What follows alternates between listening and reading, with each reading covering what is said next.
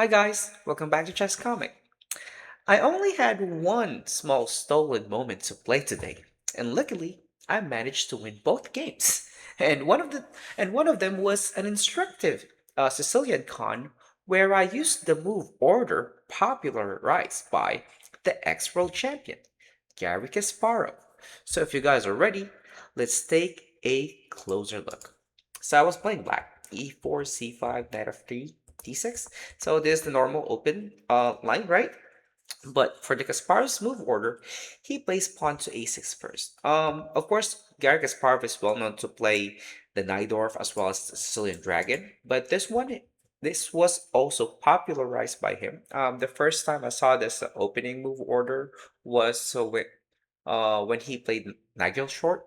So he played a6, and I'm going to explain to you the concept. He played e6, so his concept here is to play d5 and to develop the queen side first before doing anything on the king side. Because usually, white tries to do a pawn storm on the queen side when, if you're going to think of the logic, doing a pawn storm without a knight on f6 seems like a delay for white because white gains a tempo out of the knight on f6, right? So, yep, so let's continue. Bishop g2 was played, bishop b7, h4. Now white is already trying to do his version of pawn storm. Knight d7, g5, knight b6. So normally this knight goes to d7, b6, and hangs out on c4. Then the rook goes to c8. You'll be able to see it later. And then this knight, if there's no g5 yet, the knight goes to f6, d7, e5, and hangs out on c4 as well. But since there's already g5, this knight will be developed to e7 later, with the idea of breaking through on the d5 square. So he castles, rook c8, I played rook c8, and then rook e1, then here goes knight e7. The threat is to play d5 to break through at the center, and at some point b4, and the opponent played queen g4. Alright, here we go. The moment he played queen to g4, I had a suspicion that he is going to sacrifice on e6, so I was preparing for it. So I played pawn to g6. Here, honestly, what I was trying to calculate is what if he plays something like f4? Then I will go bishop to g7. He plays bishop to e3. Then I'll jump knight c4. I mean, threatening the bishop to capture the knight. So he goes bishop f2.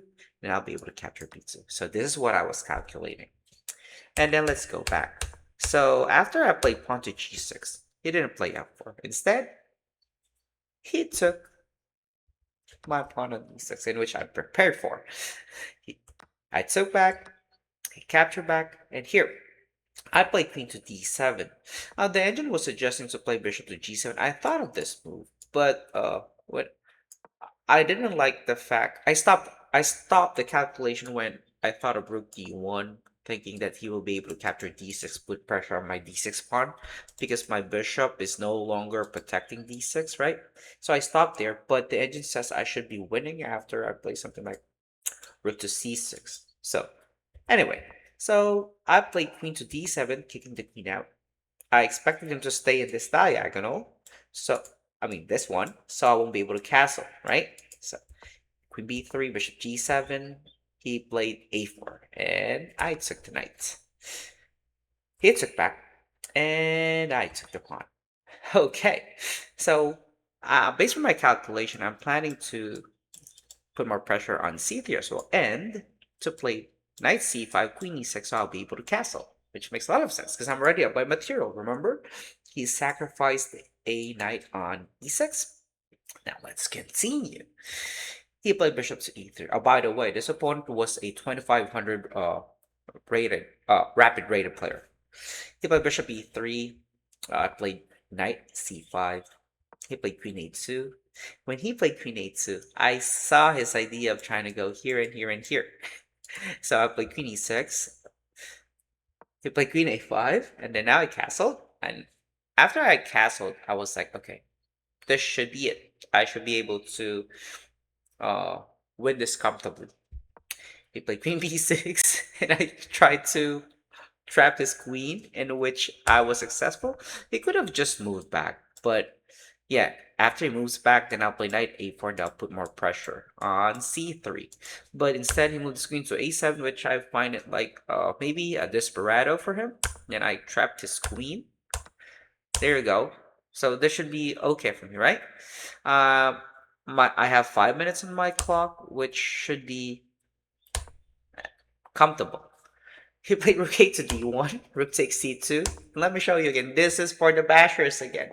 So one of the reasons why I show this game is for the bashers. So so I'm not making an excuse, but the funny thing is I was trying to steal a moment, right? Because I have to do something else. But unfortunately, I didn't find a forced checkmate in 4, which I could have just played queen to g4. And this should be easy, right? Yeah, it should be easy. He plays f3, I'll just play queen takes g to checkmate because I've got a rook. All white can do is just prolong to block this diagonal. That was easy because I realized it after the game. Oh, I could have just after I played no.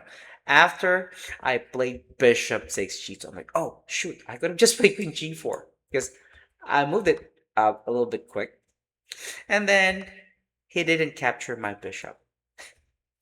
I was expect I was expecting him to play rook d4 later when I played queen g4. The reason why I played queen g4 because I was expecting him to play rook d4, then I'll play bishop e4, then checkmate on g2. Unsolvable checkmate on g2, right? And for the basher again. This, honestly, I didn't realize. I can play queen h3 and then queen h1. So I really suck. Okay? How am I able to miss this easy checkmate? Because I really suck. Okay, anyway, I play queen g4. He played rook d4. I play bishop to e4, a discovered attack, and an unstoppable checkmate on g2, and I won. Okay. Yeah, I missed another easy checkmates, but luckily, those easy checkmates that I missed means nothing because I'm still able to convert the game into a win or into just a little bit of a longer checkmate. Anyhow, anyway, I hope you guys did learn from the video. And if you do, please don't forget to like, subscribe, and of course, don't forget to share the good chess vibe. And until next time, bye bye for now.